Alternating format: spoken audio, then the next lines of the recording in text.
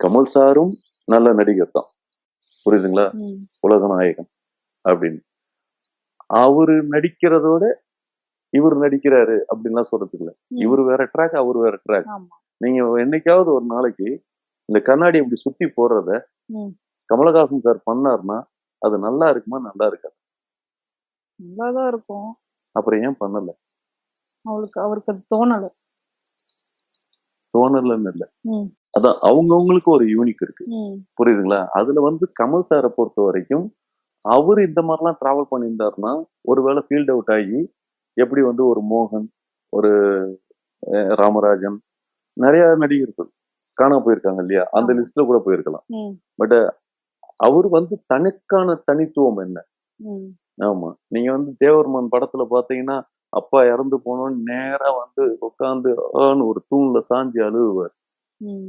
இந்த அழுகைய பார்த்து நமக்கு அழுக வரும். ஆ. இதே விஷயத்த ரஜினி ஏதாவது படத்துல செஞ்சாரா? இல்ல. பெரும்பாலும் ரஜினி சார் படத்துல அழ ஆரம்பிச்சாருனாவே வாயை பொத்திப்பாரு, இல்லைன்னா திரும்பிப்பாரு. ம். வாய் திறந்து எங்கேயாவது அழுது பார்த்திருக்கீங்களா? ம்ஹ்ம். வாய்ப்பே கிடையாது. ஆமா. அவருக்கு என்ன தெரியுங்கிறது அவருக்கு தெரியுது. ஓகே. நம்மள எப்படி ரசிப்பான் ம். அப்படிங்கறது அதெல்லாம் தெரிஞ்சதுனால அந்த புரிதல் அவங்களுக்கு என்ன தெரியுங்கிற அவங்கவுங்களுக்கான புரிதல் இருக்கு இல்லையா? ஓகே. அதனாலதான் இந்த உயரங்கள்.